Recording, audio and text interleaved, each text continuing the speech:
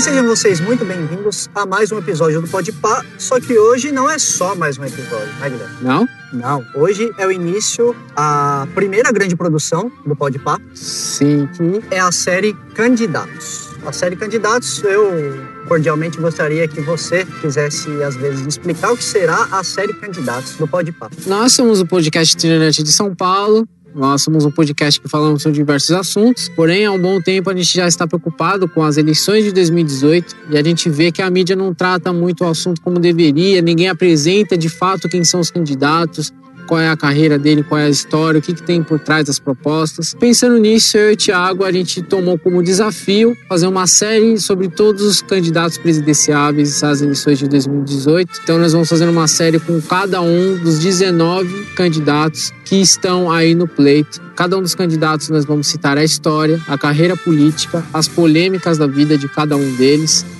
a atuação política de cada um deles e as propostas que eles têm para 2018, juntamente com as nossas opiniões como eleitores no final de cada episódio. Vai funcionar da seguinte forma: nós vamos fazer um episódio dedicado a cada um dos 19 candidatos, sendo, portanto, 19 episódios. Esses episódios vão ser postados aí no nosso feed. Serão mais ou menos 2 episódios por semana, um na segunda e outro na sexta-feira. Então, se você acompanha aí o Podpah regularmente, extraordinariamente, durante a série Candidatos, nós faremos isso e terminaremos a série Candidatos em outubro, uma semana antes das eleições que estão marcadas para o dia 7 de outubro. Eu já falei um pouquinho como funciona. São 19 candidatos. E qual é o critério desse programa? Primeiramente, os candidatos têm que ser oficializados pelos partidos e serem elegíveis. Portanto, deixamos de fora Luiz Inácio Lula da Silva, que é o pré-candidato anunciado pelo Partido dos Trabalhadores, o PT. Ele foi escolhido pelo partido, porém ele é inelegível e por isso nós não faremos um episódio dedicado a ele. E também deixamos de fora Valéria Monteiro, que é pré-candidata, porém não é reconhecida pelo seu próprio partido, o PMN. Nessa série, nós vamos focar apenas em apresentar os fatos, a história, e só no final vamos dar nossa opinião, tentando aqui sempre ser o mais imparcial possível. Lembrando que na atual conjuntura dos fatos, o ex-presidente Luiz Inácio Lula da Silva encontra-se preso em segunda instância, por isso inelegível pela lei, por isso a gente não vai abordar, tá bom?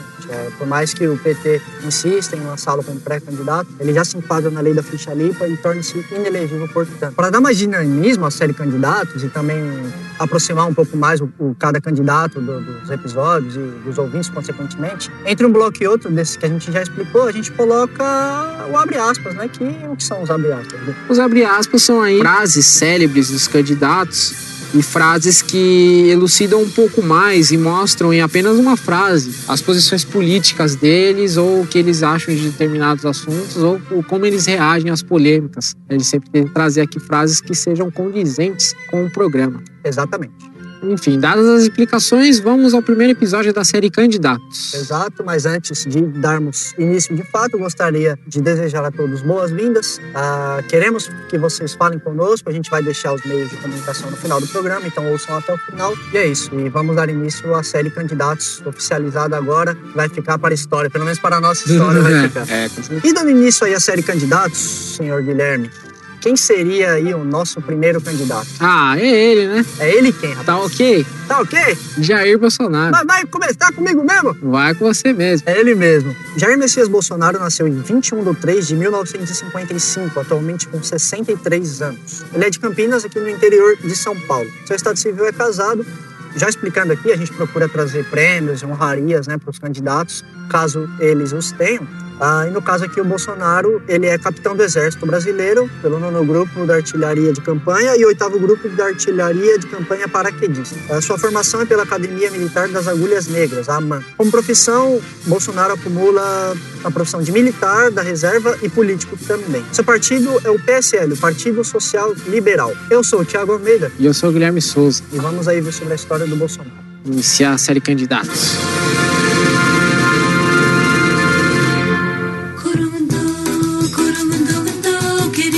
E vamos vamos aí falar um pouquinho sobre a trajetória do Bolsonaro. Daqui para frente vamos chamá-lo só de Bolsonaro, porque é como ele é amplamente conhecido e como vai ser a corrida presidencial aí no pleito de 2018. Bolsonaro nasceu em 1955 em Campinas, no interior de São Paulo, como dito no começo do programa. Sim, ele é filho de Percy Geraldo Bolsonaro e de Olinda Bonturi Bolsonaro. Esses nomes, obviamente, são de origem italiana. Percy Geraldo Bolsonaro, ele trabalhou na cidade de Campinas, ele foi dentista não formado, trabalhou ajudando muito a comunidade, também trabalhou em uma mina de chumbo. Bolsonaro iniciou os estudos na Escola Municipal de Ribeira, em São Paulo, onde ele fez o ensino fundamental. Também estudou no Grupo Escolar Siqueira de Moraes, em São Paulo, na Escola Municipal Sete Barras, em São Paulo, no Ginásio Estadual Eldorado Paulista e também em São Paulo, e aqui ele faz o ensino fundamental 2. Nessas 3 escolas que eu citei anteriormente, ele cursa a primeira fase do ensino fundamental. Já no ensino médio, ele estuda no Científico Estadual Eldorado Paulista, lá em São Paulo também. Em 1971, ele faz um curso no Instituto Universal Brasileiro por correspondência de eletricidade. Interessante, né? Porque hoje a gente tem aí um método de ensino famoso, né? Que é o ensino à distância. O EAD. Que é muito facilitado hoje pela tecnologia, né? Pela informática, mas já existia, sempre existiu, na verdade, né, por correspondência. Mas é interessante citar esse fato. Em 1974, ele inicia os estudos na Academia Militar das Agulhas Negras, a AMAN. Sim, ele se forma em 1977. A AMAN, que é uma escola militar que fica lá no Rio de Janeiro, em Resende. Ele estuda na AMAN e se forma depois, paralelamente a isso, em Educação Física. E aí ele já começa a sua iniciação para se tornar um militar. Ele se torna mestre de paraquedismo também durante esse período e começa aí o seu serviço militar. E nesse período ele se torna mestre em paraquedismo.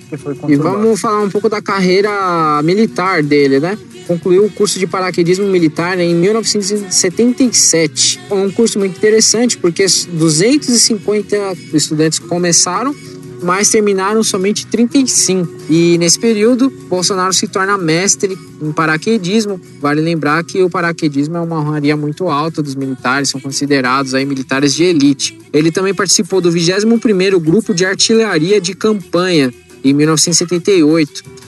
Participou do 9º Grupo de Artilharia de Campanha Niuacuê, de 1979 a 1981. Em 1982, ele se forma em Educação Física. Sim. Logo após isso, ele participa de um curso de mergulhador autônomo em 1985. Entre 1983 a 1986, ele participa do 8º Grupo de Artilharia de Campanha Paraquedista. Em 1987, ele conclui a Escola de Aperfeiçoamento de Oficiais. Em 1988, ele participa da Diretoria de Formação e Aperfeiçoamento do Exército. Só é importante ressaltar um fato aqui da história de Bolsonaro, tá? Em 1986, ele fica preso durante 15 dias. A gente vai dar mais detalhes sobre isso futuramente dentro do episódio. E em 1988, ele vai para a Reserva Militar. Exato. E ainda em 1988, ele se filia ao Partido Democrata Cristão, PDC. E abre aspas para Bolsonaro. Nosso país é viável, tem um povo trabalhador e um território rico em reservas naturais. Temos apenas que estancar a hemorragia. Fecha aspas.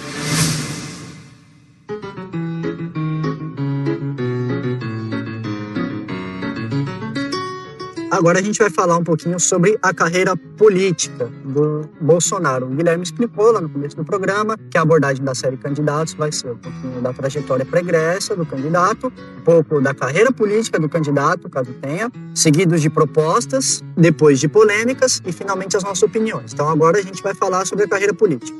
Em 1988, posteriormente a se filiar ao PDC, Bolsonaro se candidata a vereador no Rio de Janeiro. O partido é o PDC, Partido Democrata Cristão. Ele tinha, à época, 33 anos e conseguiu 11.062 votos, que o elegeram. Gastos da campanha não disponíveis. Os dados da campanha não estão disponíveis porque durante essa série de candidatos nós tivemos alguns problemas para acessar os sites do TRE e do TSE, que nem todos os dados eles têm em acervo e alguns dados também têm em acervo, mas estão indisponíveis. Nesse caso a gente não conseguiu acessar tão pouco quanto a atuação dele como vereador. Por ser um cargo eletivo já há muito tempo, nós não conseguimos registros da atuação dele como vereador. Exatamente. Importante lembrar que em alguns momentos aqui a gente vai falar que alguns dados não estão disponíveis, e isso quer dizer isso que o Guilherme acabou de explicar, ou que a gente também possa ter tido alguma impossibilidade, algum entrave de acessar. Os dados podem de fato existir, mas até a gravação do programa a gente não conseguiu acessar por alguma impossibilidade. Os links estão aí para quem quiser tentar. Exatamente. Em 1990 ele se candidata como deputado federal pelo Rio de Janeiro, partido ainda do PDC, Partido Democrata Cristão. À época ele tinha 35 anos e conseguiu 67.041 votos que o elegeram. Gastos da campanha também não disponíveis. Em 1990, um pouquinho da atuação dele, né? Ele se tornou membro da Comissão de Trabalho, Administração e Serviço Público. Em 29 de setembro de 1992, foi um dos 441 deputados que votaram a favor da abertura do processo de impeachment do então presidente da República da época. Sabe quem é? Não lembro. Você pode me refrescar? Fernando Collor de Mello. Fernando Collor de Mello, uma breve pausa aqui, tá? Porque Fernando Collor de Mello foi empichado, né? Esse termo não tá errado, não sei assim esse termo. Mas ele volta esse ano, né? Volta, será? Volta pra se candidatar. Fica de olho aí na série candidato. Exatamente, fiquem de olho aí, porque possivelmente vai ter aí um episódio sobre Fernando Collor de Mello. 4 anos depois, em 1994, ele se candidata a deputado federal, novamente, pelo Rio de Janeiro. O partido dessa vez é o PPR, o Partido Progressista Reformador. À época ele tinha 28 anos e conseguiu 111.927 votos. E conseguiu, portanto, se reeleger. Gastos da campanha não disponíveis. Sim, ele trocou de partido, como vocês bem repararam, porque um ano antes, em 1993... ele ajuda a formar e se filia ao Partido Progressista Reformador, o PPR. Vamos falar um pouquinho da atuação dele em 1994. Ele foi favorável à quebra do monopólio dos governos estaduais na distribuição de gás canalizado e à mudança no conceito de empresa nacional. Ele também se posicionou contra a abertura da navegação de cabotagem às embarcações estrangeiras e a abolição do monopólio estatal nas telecomunicações e na exploração do petróleo da Petrobras. Em julho de 1996, ele se manifestou contra a aprovação da Contribuição Provisória sobre Manutenção Financeira, a famosa CPMF, que antigamente era chamada de IPMF. Em 95, um ano depois da sua eleição, o Partido Progressista Reformador, o PPR, se funde com o PP, o então Partido Progressista, formando então o Partido Progressista Brasileiro, o PPB. 4 anos depois da sua reeleição, ele se candidata novamente em 1998 a deputado federal, ainda pelo Rio de Janeiro. Dessa vez o partido é o PPB, Partido Progressista Brasileiro. Na época ele tinha 43 anos e conseguiu 102.893 votos, que corresponderam a 1,45% dos votos válidos da época, e o reelegeram. Gastos da campanha também não disponíveis. Vale lembrar que vocês vão ver aí que a carreira toda política de Bolsonaro sempre foi como deputado federal. Em 1998, um dos principais destaques aí da atuação de Jair Messias Bolsonaro foi a reforma da Previdência, que propunha o estabelecimento de um teto para as aposentadorias dos funcionários públicos e a adoção dos critérios de idade mínima e de tempo de contribuição para a concessão de aposentadorias do setor privado. Ele foi a favor dessa norma. Ele assumiu seu novo mandato na Câmara em fevereiro de 1999 e tornou-se titular da Comissão de Constituição de Cidadania e da Comissão de Relações Exteriores e de Defesa Nacional. E aí, 4 anos depois, nas eleições de 2002, Guilherme, como muito bem já avisou a todos nós que estamos ouvindo, o Bolsonaro se candidata novamente a deputado federal pelo Rio de Janeiro. Partido ainda do PPB, Partido Progressista Brasileiro. À época ele tinha 47 anos e conseguiu 88.945 votos. Corresponderam a 1,10% dos votos válidos da época e o reelegeram. Desta vez temos gastos da campanha. Olha aí. A receita da época da campanha foi R$ 28.755,17. E despesa foram a mesma quantia. R$ 28.755,17, que deixou aí de sobra nada. Em 2002, ele foi titular das comissões de Constituição e Justiça e Cidadania, de Relações Exteriores e de Defesa Nacional, e de Segurança Pública e Combate ao Crime Organizado.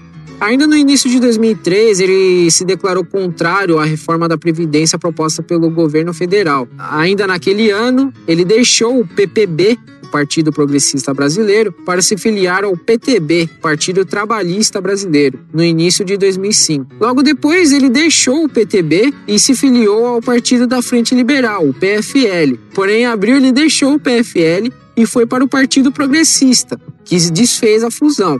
e voltou a ser o PP. É importante aqui lembrar, né, caso vocês estejam achando estranho essa mudança constante de partidos, né, até a data posterior às gravações e às pesquisas, né, dos candidatos, a gente também achou estranho, né? Quando começou a ver isso aí. Sim. Mas vocês vão perceber ao longo da série Candidatos que isso é uma prática até considerada comum, podemos dizer comum, né? Sem engano, é uma prática comum. Sim, aí. não é à toa que nós temos a abertura de janelas partidárias, onde os candidatos, onde os deputados podem mudar de partido. Exatamente. E aí, em 2006, agora pelo PP, o Partido Progressista, o Jair Bolsonaro se candidata a deputado federal pelo Rio de Janeiro mais uma vez. Novamente, o partido é o Partido Progressista, o PP. À época, ele tinha 51 anos e conseguiu 99.700 votos, que o reelegeram. Temos também gastos da campanha. De receita foram R$20 mil. Fechadinho. Despesas foram a mesma quantia, R$20 mil, que deixou de sobra nada. Você falou fechadinho, nessas eleições a gente tem um dado importante, porque houve somente 2 doações para a campanha do Bolsonaro. Opa! Uma dele mesmo, que doou R$10 mil, e outra de uma outra pessoa que está aí linkado para quem quiser consultar, que doou R$10 mil. Então o próprio Bolsonaro bancou aí 50% da sua própria campanha. Literalmente metade. Em 2006, ele foi titular das comissões de Constituição e Justiça e de Cidadania, e de Relações Exteriores e de Defesa Nacional. Também foi da Segurança Pública e do Combate ao Crime Organizado. E aí, 4 anos mais tarde, em 2010, Bolsonaro se candidata mais uma vez a deputado federal pelo Rio de Janeiro. Partido ainda do PP, Partido Progressista. À época, ele tinha 55 anos e conseguiu 120.646 votos, que corresponderam a 1,51% dos votos válidos da época e o reelegeram. Temos também gastos da campanha. Dessa vez, foram R$ 196.379,86. De despesas, foram R$ 196.369,38, o que deixou aí de sobra R$ 7,48.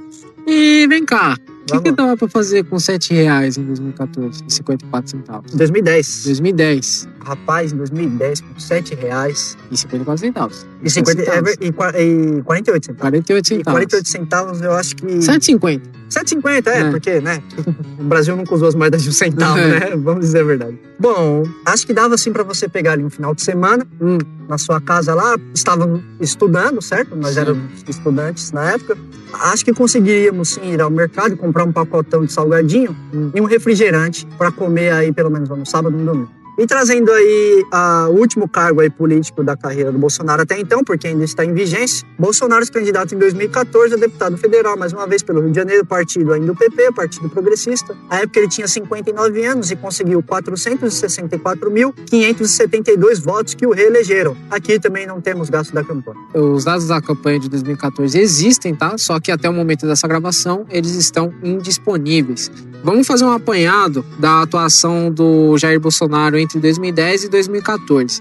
Ele foi contra a anistia do Caixa 2 e integrou aqui algumas outras comissões na Câmara dos Deputados. A Comissão de Relações Exteriores e de Defesa Nacional, a Comissão de Segurança Pública, a Comissão de Direitos Humanos, a Comissão de Constituição e Justiça e a Comissão de Trabalho e Servidor Público.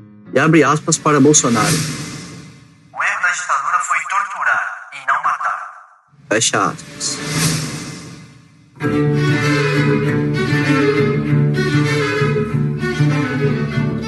E agora a gente vai dar início ao primeiro bloco de propostas. A gente já explicou o formato do programa, não vamos ser pedantes nisso. Nesse bloco a gente tenta levantar um maior número possível de propostas dos candidatos, lembrando que isso aqui são as propostas que a gente achou, mas essas propostas podem mudar aí no futuro, no decorrer da campanha. Exato. Lembrando que são as propostas que a gente tem até a data de gravação do programa. Pode ser que essas propostas mudem, inexistam e etc. E vamos aí às propostas de Bolsonaro. Bolsonaro aí prevê como proposta fortes privatizações. Ele diz que divulgará somente em agosto, sendo que a Petrobras ainda não foi definido por ele e bancos públicos serão estudadas a possibilidade de privatização. Olha, tá meio claro que o Bolsonaro não vai privatizar a Petrobras, né? Eu acho que isso já é meio claro para todo mundo que acompanha os noticiários aí, mas privatizando ou não, existem mais outras 100 e poucas estatais ainda, fora a fábrica de camisinha e tudo mais que o Estado tem, que podem ser privatizados. Então ele deve ter um plano de privatização aí já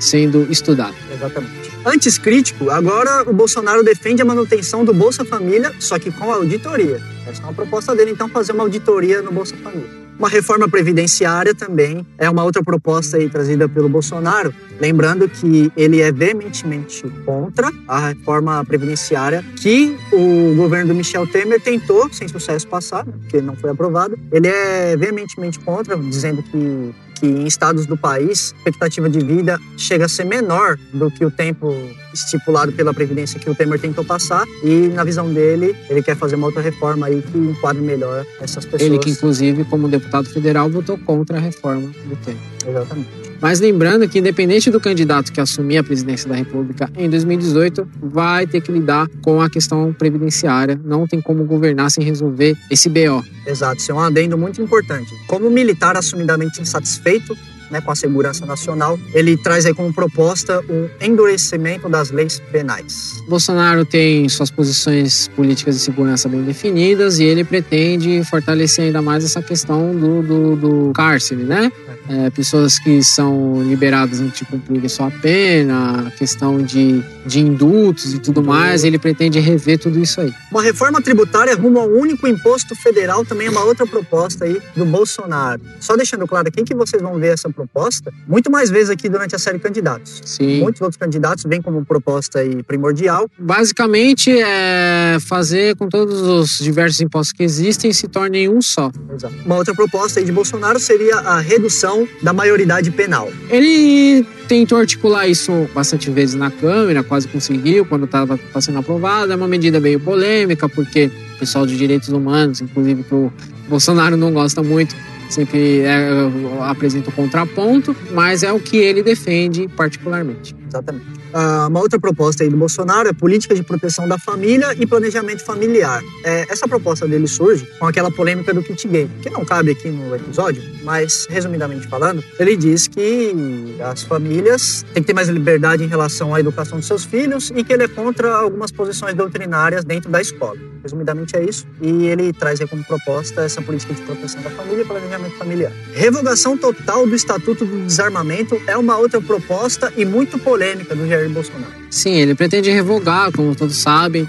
Bolsonaro defende aí a livre circulação, né, de armas entre os cidadãos de bem, e vamos discutir talvez isso um pouco mais adiante. Fim da indústria de demarcação de terras indígenas também é uma outra proposta do Bolsonaro. Falando sobre isso, né, ele é bem crítico, né, principalmente quanto aos quilombolas, teve até polêmica com ele quanto a isso. Ele diz que impedem essas comunidades indígenas de exercerem atividades ali de extração. Ele dá como exemplo, existem fazendas do lado dessas comunidades quilombolas que conseguem extrair ouro com máquinas, e dentro das comunidades quilombolas eles extraem o ouro de maneira manual, ali, com a famosa peneira e as pedras e tal. E é por isso que ele é contra a indústria da demarcação de terras indígenas. Vale lembrar que essa proposta também tem um quê econômico, porque Bolsonaro defende a exploração do nióbio, que segundo ele vai ser muito lucrativo para o Brasil, esse tipo de minério e outros minérios também. E essas demarcações indígenas atrapalham, na visão dele, a exploração dessa riqueza. E aí, como última proposta que a gente trouxe para vocês do campo de propostas do Bolsonaro, é o fim do auxílio reclusão. Para quem não sabe, auxílio reclusão, para cada preso aqui no nosso país, a família recebe aí um salário pelo fato da pessoa estar presa e não poder trabalhar, ou seja, o Estado entende que aquela pessoa estaria trabalhando e não está trabalhando e remunera as famílias pela impossibilidade de trabalho aí dessa pessoa que está presa. E abre aspas para Bolsonaro. Queremos dar a grande sinalização de que nós podemos fazer o Brasil grande. Fecha aspas.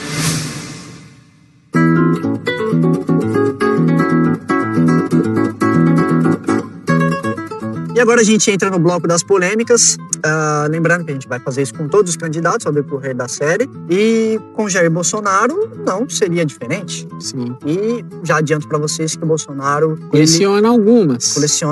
Muitas aqui. Eu me arrisco a dizer que muito mais do que todos os outros candidatos. Será? Não juntos, mas muito mais. Vamos ver, estamos apenas começando. Exatamente, eu disse que eu me arrisco a dizer. Não sei se é verdade, não sei. Ouçam aí e me desmintam caso eu esteja errado. Bom, a primeira polêmica aqui que a gente trouxe do Bolsonaro é que em 3 de setembro de 1986, como a gente disse lá no comecinho do programa, o Bolsonaro escreveu na seção Ponto de Vista da revista Veja um artigo intitulado O Salário Está Baixo.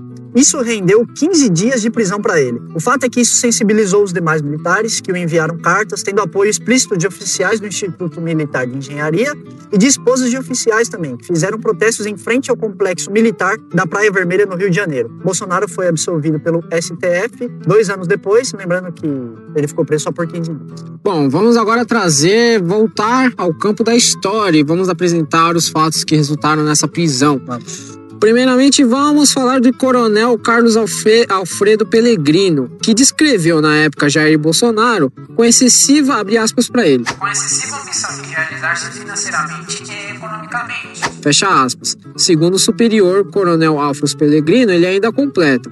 Bolsonaro tinha permanentemente a intenção de liderar os oficiais subalternos, o que foi sempre repelido, tanto em razão do tratamento agressivo dispensado aos seus camaradas, como pela falta de lógica e racionalidade e equilíbrio na apresentação de seus argumentos. E aí, como bem disse o Thiago, em 1986 ele ganhou grande projeção, o que levou ele a escrever nesse artigo da revista Veja. O artigo era intitulado O Salário Está Baixo. Para o Bolsonaro, o desligamento de dezenas de cadetes da AMAN se devia aos baixos salários pagos à categoria de uma forma geral, e não aos desvios de conduta como queria deixar transparecer a cúpula do Exército.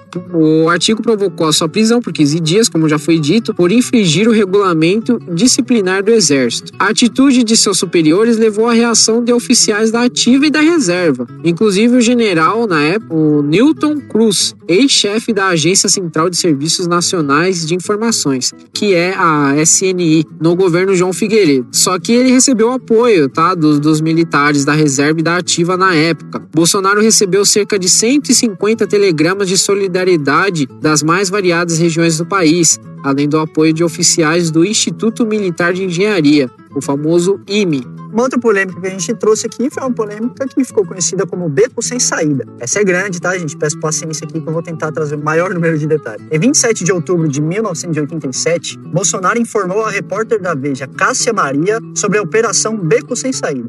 A mesma visava a explosão de bombas de baixa potência em banheiros de quartéis da Vila Militar e da Academia Militar das Agulhas Negras em protesto ao baixo soldo dos militares. Soldo aqui é salário, tá, gente? Remuneração, só para situar você. Bolsonaro teria desenhado a bomba que seria posta na adutora do Gandu, que abastece água no município do Rio de Janeiro. A revista entregou o material ao ministro do Exército, que após 4 meses declarou o material e a reportagem como verdadeiras. Em 19 de abril de 1988, o Conselho de Justificação Militar considerou o culpado e que fosse declarada sua incompatibilidade para o oficialato e, consequentemente, perda do posto e patente, nos termos do artigo 16, inciso 1º da Lei nº 5.836, de 1972. Bolsonaro disse que a reportagem usava-se de acusações fraudulentas para vender mais com artigos sensacionalistas. O caso passou para o STM, Supremo Tribunal Militar, que, após laudo pericial feito pela Polícia do Exército, o absolveu, alegando que as provas eram insuficientes por não permitirem comparações caligráficas, uma vez que a letra era de imprensa. O laudo da Polícia do Exército seria, futuramente, desmentido pela Polícia Federal, que confirmou a caligrafia de Bolsonaro no documento. A operação, no entanto, só seria executada caso o reajuste concedido aos militares pelo governo federal ficasse abaixo dos 60% e serviria apenas para assustar o ministro do Exército na época, o general Leônidas Pires Gonçalves. Uma outra polêmica aí que a gente trouxe para vocês foi a polêmica que a gente titulou de Salve Ustra. Essa ficou muito famosa. Em 17 de abril de 2016, Bolsonaro elogiou Eduardo Cunha pelo trâmite do impeachment de Dilma e também homenageou Carlos Alberto Brilhante Ustra. Depois de 17.853 reclamações com teor de manifestação, o Conselho de Ética da Câmara abriu uma representação acusando-o de ter faltado com decoro durante o voto. No entanto, a mesma foi arquivada depois de 11 votos contra a representação a 1 voto a favor da representação. Só para situar a galera aqui também, decoro nada mais é do que uma norma que as pessoas têm que seguir dentro de um certo cargo. Então faltou com decoro, ele faltou com as normas dentro daquele cargo. Uma outra polêmica que a gente trouxe também aqui sobre o Bolsonaro é que em dezembro de 2014, essa também ficou bastante famosa. Durante a discussão no plenário da Câmara dos Deputados, Bolsonaro proferiu a seguinte afirmação à deputada Maria do Rosário: jamais estupraria você, porque você não merece. Ipsis verbis, tá, gente? Foi assim como foi dito. Existem diversas interpretações do que foi dito, mas se você pegar a frase "você não merece ser estuprado", tudo bem. até cabe um debate, mas com essa Verdade, entonação que foi dita e tem vídeo, né, registro sobre isso, é meio difícil de acreditar, mas tem várias pessoas que contestam essa acusação aí de Bolsonaro. Fica aí à vontade para você pesquisar mais e tentar colocar sua opinião sobre esse tema. Tá certo. E aí, uma última polêmica, finalmente, né, que a gente traz aí sobre o Bolsonaro. A gente avisou que ele colecionava algumas polêmicas. Isso são algumas, tá, gente? Exatamente. A gente trouxe aqui a polêmica que a gente apelidou de energia para roubar. Essa polêmica, ela se trata da lista de Furnas, que é o nome atribuído a um esquema de corrupção e lavagem de dinheiro ocorrido nos anos 2000 e que envolve a empresa estatal Furnas Centrais Elétricas. Daí o nome energia para roubar, que a gente carinhosamente apelidou. Com sede na cidade do Rio de Janeiro para abastecer a campanha de políticos, em sua maioria do Partido da Social Democracia Brasileira e Partido da Frente Liberal nas eleições de 2002. Originalmente divulgado pela revista Carta Capital, o tema denunciou políticos, magistrados e empresários de receberem dinheiro ilegal através do então diretor da empresa Furnas Centrais Elétricas, Dimas Toledo, e do publicitário Marcos Valério. O nome de Bolsonaro estava nela, tendo recebido o valor de R$50 mil. A Polícia Federal havia recebido as cópias e apontou indícios de montagem e fraude. Posteriormente, a original foi averiguada pelo Instituto de Criminalística Nacional, ICN, onde o laudo diz que não houve montagem e atestava que a assinatura de Dimas Toledo é verdadeira. Embora a listas em si seja verdadeira, a Polícia Federal afirma que não tem como atestar o conteúdo da mesma. E abre aspas para Bolsonaro. Seria incapaz de amar um filho homossexual. Prefiro que um filho meu morra num acidente do que apareça com um bigodudo por aí. Fecha aspas.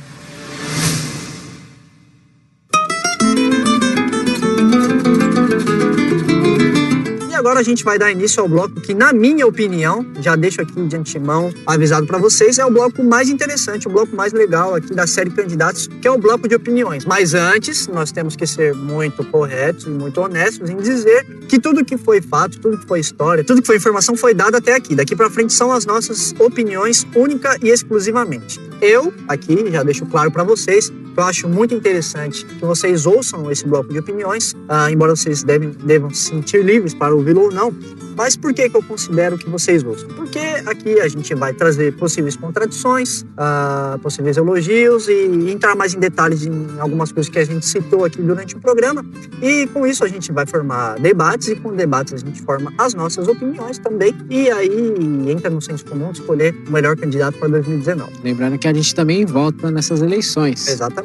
E agora a nossa opinião como eleitor. Bolsonaro, né? Bolsonaro. A gente citou aí que ele tem a política de querer proteger as famílias. Pergunto eu o que seria a proteção às famílias, uma vez que a conjuntura familiar no mundo, não só no Brasil, mudou bastante. Antigamente, as famílias eram constituídas por mulher, homem, um filho ou mais de um filho. Hoje as coisas mudaram, nós temos famílias que é uma mãe e um filho, um pai e uma filha, dois pais e um filho, duas mães e um filho, três pais, uma mãe e um filho, enfim. Hoje tudo é possível.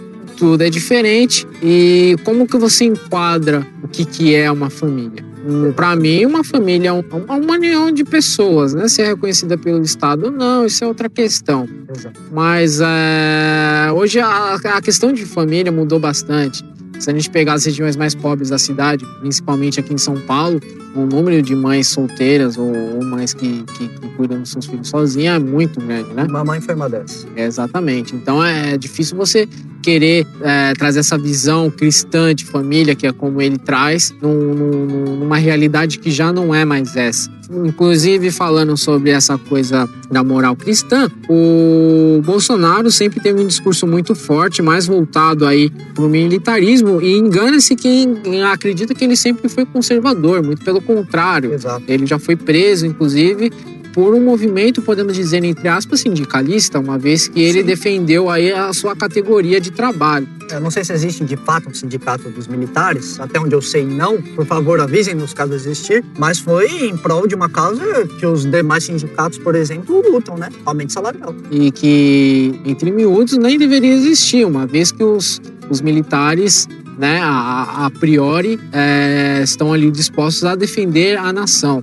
Eles recebem ali um salário, mas mais ou menos, não é uma relação trabalhista comum.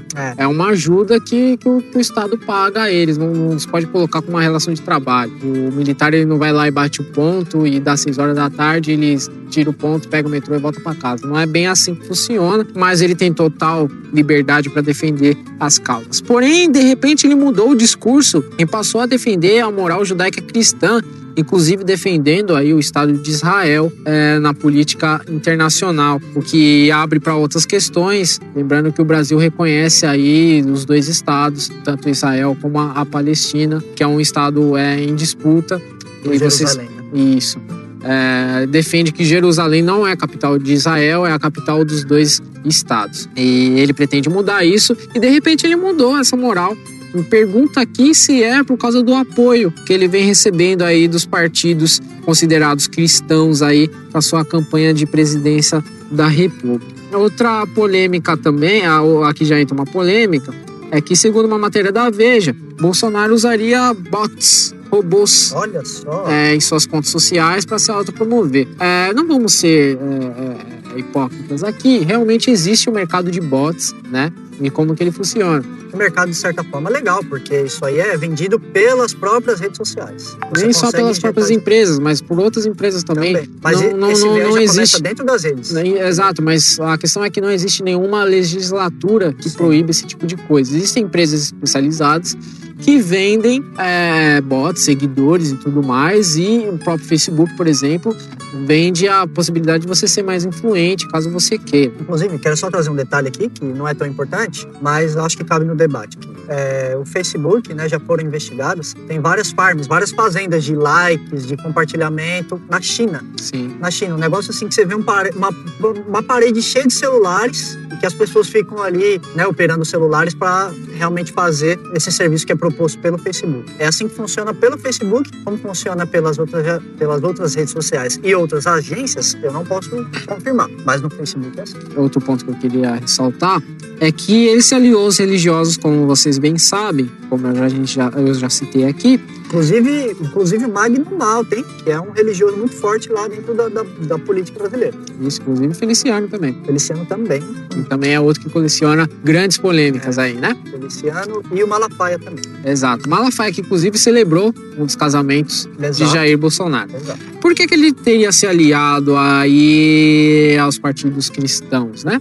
Seria para anular a competitividade, uma vez que os dois defendem mais ou menos a mesma pauta, o conservadorismo? Será que foi por isso que ele se aliou, para anular a competitividade? Porque se existisse um outro candidato conservador, como um desses partidos, um Marco Feliciano, por exemplo, candidato à presidência, iria bater de frente com o Bolsonaro. Então ele decidiu se aliar. Vale lembrar que ele também já procurou outros candidatos aqui na série Candidatos, que vocês verão, descubram aí quem é, não vou falar.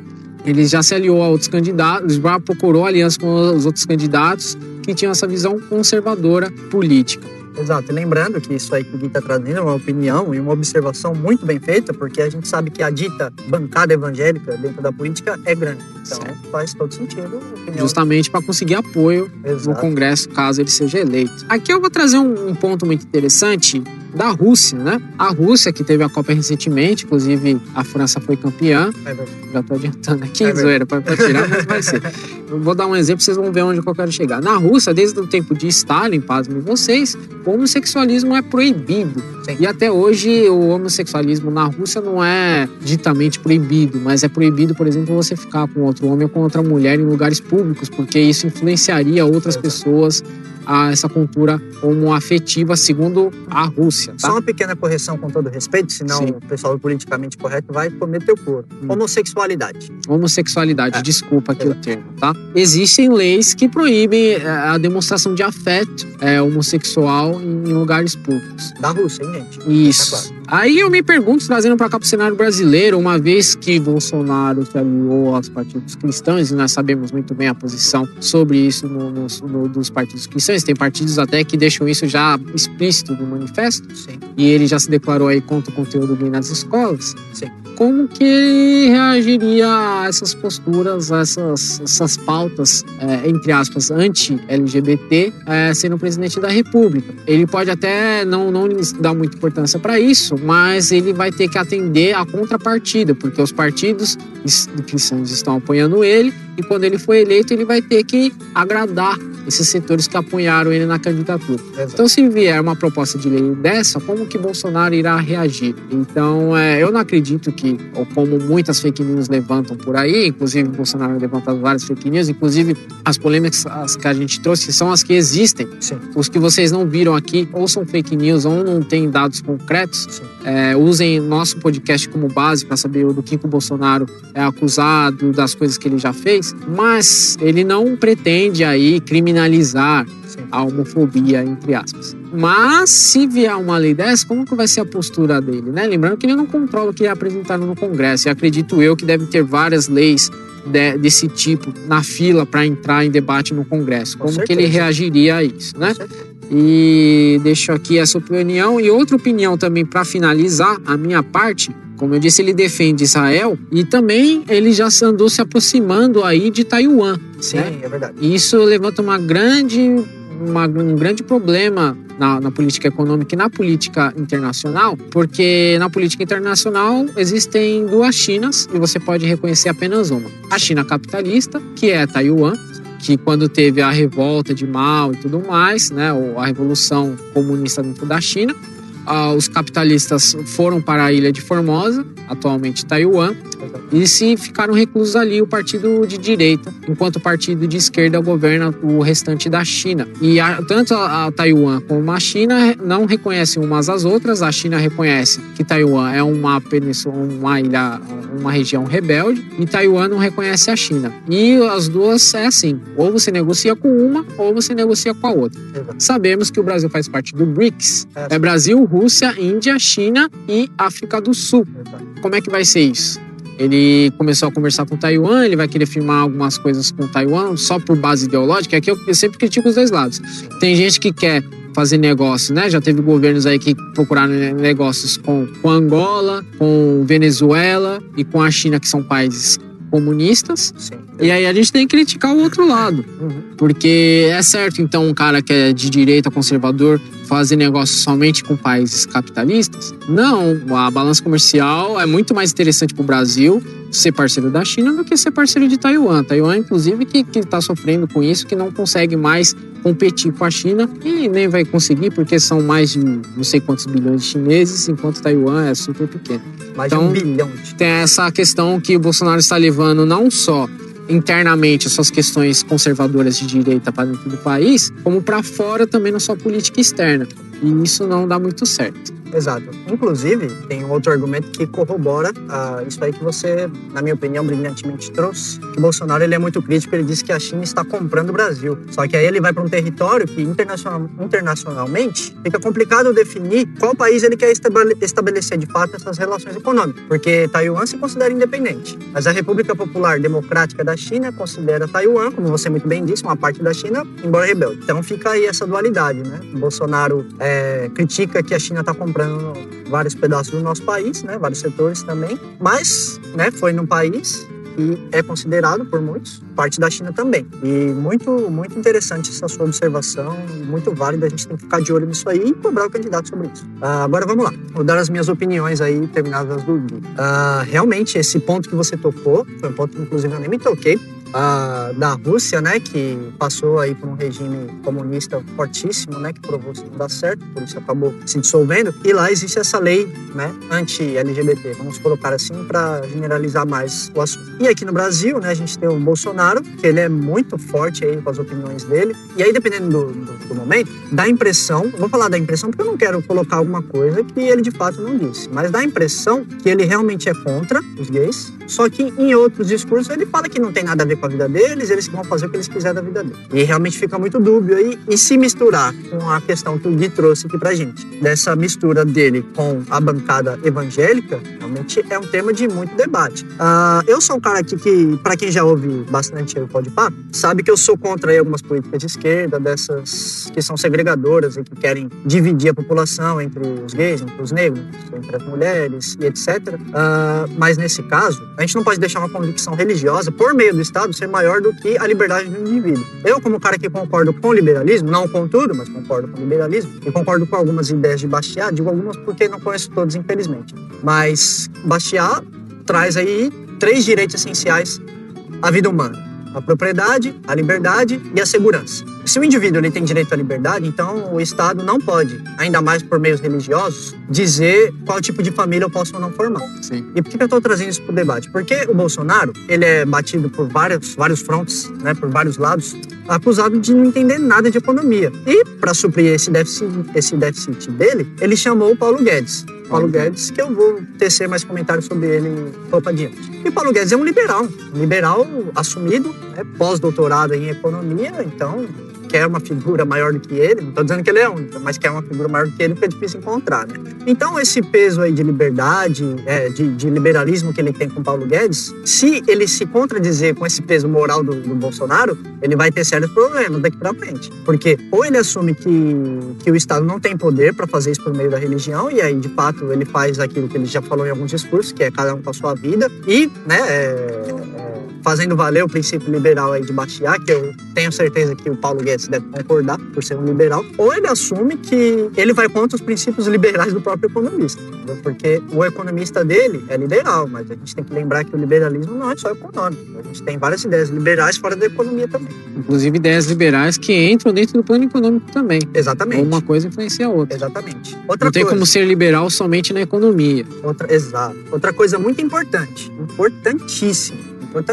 Bolsonaro, ele bate muito forte na questão de doutrinação na escola, principalmente doutrinação LGBT. Na minha opinião, ele tem a razão dele, ele já mostrou alguns materiais que eu também considero inapropriados para crianças dentro de escola. E ele fala que ele é contra uma criança, né, ser influenciada por esses ideais aí, né, LGBTs, por influência da escola. Ele é contra isso, eu sou contra também. Ou seja, o Estado não deve influenciar nessa questão. Deve ensinar a ser tolerante? Sim, deve, mas ensinar do jeito que está sendo ensinado, como eu vi um livrinho, vou tentar deixar aí no dossiê ou no post, realmente eu também sou contra. Por que eu estou falando isso? Porque do mesmo jeito que ele não quer o Estado influenciando esse tipo de ensino para as crianças, ele também não pode querer o Estado influenciando questões morais, religiosas, que ele é contra, entendeu? Então não pode ter 2 pesos e 2 medidas. E a gente precisa ficar em cima disso. Se ele é contra o Estado ensinar questões LGBT dentro da escola, por meio do Estado, consequentemente, então ele também não deve ser a favor do Estado, ser contra comunidades LGBT por si só e pela moral cristã. Até porque a gente sabe que o Estado deve ser laico, né? Muito embora também, eu não posso ser hipócrita e tenho que trazer para cá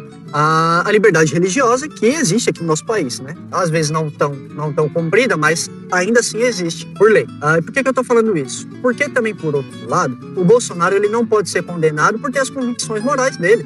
Entendeu? O que ele não pode fazer é trazer aquilo que ele acha como verdade universal para o Estado e, consequentemente, para a nação inteira. Isso ele não pode. Isso eu acho que todo mundo concorda. Agora, ele também não pode ser rechaçado por ter as opiniões dele. Ele não é obrigado a aceitar. Entendeu? Inclusive, tem um programa muito legal. Agora São Elas, ou A Voz é Delas, do Raul Gil, né, que tem mulheres ali.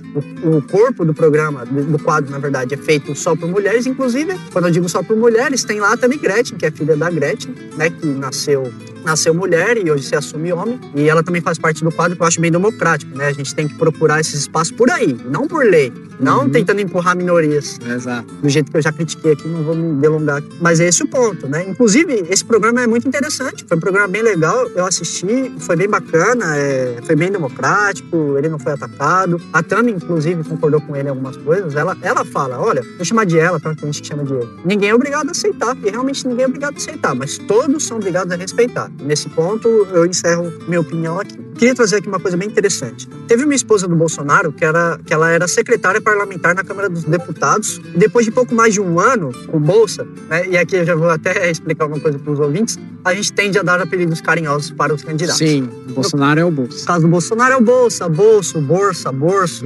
Bolsitos, Borsitos, etc. E depois de estar um pouco mais de um ano com Bolsa, o salário dela triplicou. Olha aí. Isso foi antes de ter a lei do nepotismo, né, que foi colocada aí pelo STF, e depois dessa lei ela foi exonerada. A gente sabe que o Bolsonaro ele tem parentes, né, também dentro da política, né, filhos. Mas estou trazendo isso por quê? Justamente pelaquela frase que o Guilherme citou no começo, ambição excessiva em realizar-se financeiramente e economicamente. Importante colocar isso, né? Embora o Bolsonaro não esteja envolvido em nenhum caso de corrupção, né? Eu achei importante trazer esse ponto, né? Porque é curioso, o salário dela depois de um ano triplicar, né? Isso não acontece em nenhum cargo aqui no Brasil, não até onde eu sei. Privado não, né? Mas por... Pois é. E por ser público que eu trouxe. E importante lembrar também que tem uma polêmica aí que acusa o Bolsonaro de receber 200 mil reais aí da Odebrecht. Só que eu vou esclarecer aqui, tá? Ele recebeu e realmente esse dinheiro caiu na campanha dele. E caiu, aliás, a Odebrecht não, foi a JBS. E caiu como vinda da JBS. O remetente foi a JBS, explicitamente. O que ele fez? Ele foi lá e fez um cheque, tem até foto, e devolveu esse dinheiro. O que acontece foi que depois esse mesmo valor voltou para ele como nome do partido. Então, moralmente falando, ele teve a decência de falar: não, eu sei que essa empresa aqui está envolvida com vários outros partidos que eu não concordo e que futuramente se mostrou corrupto, né? E ele devolveu o dinheiro. Esse dinheiro voltou para ele como doação do partido, né? Aí vocês podem dizer o que vocês quiserem, mas no momento em que ele soube que teve hipótese de fraude, ele devolveu. Sim, vale lembrar que vocês vão descobrir aqui na série Candidatos que a devolução de dinheiro de campanha é uma coisa bem complicada de se fazer. Mas vale lembrar que os números aí de doação de campanha estão todos disponíveis se você quiser consultar por si próprio. Exatamente. E outra coisa também, o Bolsonaro ele recebeu esses 200 mil reais do fundo partidário. E o fundo partidário é legal para todos os partidos. Exato. E ele recebeu de novo esses 200 mil reais pelo fundo partidário. Então, nessa segunda vez que o dinheiro veio, não está ilegal. Não perante a ação do Bolsonaro, que ele fez, na minha opinião, certo. Agora, deixa eu criar um quadro aqui rápido, porque a gente precisa acabar esse programa que já está enorme. Se você for pegar o Bolsonaro do jeito que ele é, sozinho, na minha opinião, ele é parcialmente condenável e eu excluiria ele da minha lista de possíveis candidatos para se votar. Porém, isso é uma coisa muito importante, o Bolsonaro ele é uma face da moeda. E a outra face da moeda é o Paulo Guedes, que é o economista. Por quê? Porque acusam o Bolsonaro de não ter planos econômicos e, de fato, ele até dá um argumento interessante, né? Ele fala, olha, se é assim, por que você me pergunta sobre medicina, né? E, inclusive, ele faz uma outra crítica. Ele fala, o que acontece é que hoje nos ministérios colocam-se pessoas, inclusive, por interesses e favores, e não coloca ninguém que realmente é capaz de desenvolver um papel dentro daquele ministério. Dentro dessa seara, ele traz aí como ministro da Fazenda, né, dele, o Paulo Guedes, e também o mesmo Paulo Guedes que vai fazer o seu plano econômico aí de governo. Vale lembrar que ele já declarou uma vez que, caso eleito, ele indicaria para o Ministério de Ciências e Tecnologias e tudo mais, Márcio Pontes, o astronauta brasileiro. Exatamente, que já foi para a NASA e etc. Um cara que também é competente para dirigir aí o ministro de Tecnologia. Se você quer saber mais sobre ele, existe um podcast, um Nerdcast, em que ele participa. Procure lá. Muito boa indicação. E o Paulo Guedes, ele é um desafogamento, na minha opinião. Por quê? Porque o Bolsonaro, por mais que ele esteja, ele tem razão nas opiniões dele, mas dá a entender que, do jeito que ele fala, ele vai destruir o nosso Estado, se você olhar assim por cima. Principalmente que a mídia fala.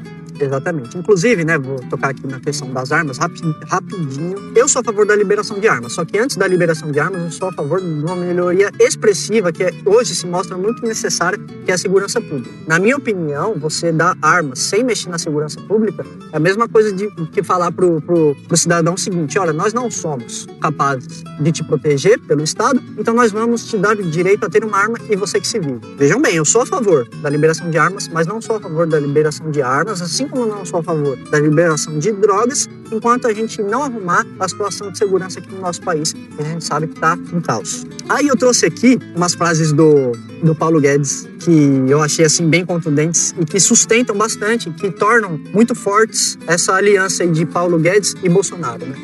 Perguntaram para ele, como o senhor tão liberal pode se aliar a um general do exército? Aí ele falou o seguinte, bom, na nossa bandeira a gente tem as palavras ordem e progresso. Quando a ordem se junta com o progresso, vocês acham estranho? Eu achei essa frase de uma magnitude extrema. Por quê? Porque o Bolsonaro, indiscutivelmente, é a figura da ordem. Vocês podem discordar, moralmente falando, aí das questões LGBT, etc e tal, mas questão de ordem, segurança, inclusive isso está expresso nas propostas dele, para mim, dentre os candidatos, ele é a figura da ordem. E por outro lado, Paulo Guedes, ele é a figura do progresso, porque ele é um economista, PhD, liberal para Frentex, que tem aí algumas propostas já ditas, né? Inclusive as que a gente falou, são aí ditas por ele, né? Elaboradas por ele. Bem inteligente essa colocação que ele fez. E muito, interessantíssimo, porque é justamente o que a gente não tá tendo no momento, que é ordem e progresso. E isso aí já validou o argumento dele muitos anos-luz. Paulo Guedes também citou uma outra frase, ele falou o seguinte, perguntaram pra ele, né? Nossa, como o senhor consegue, né, conviver com ele que é tão oposto aí?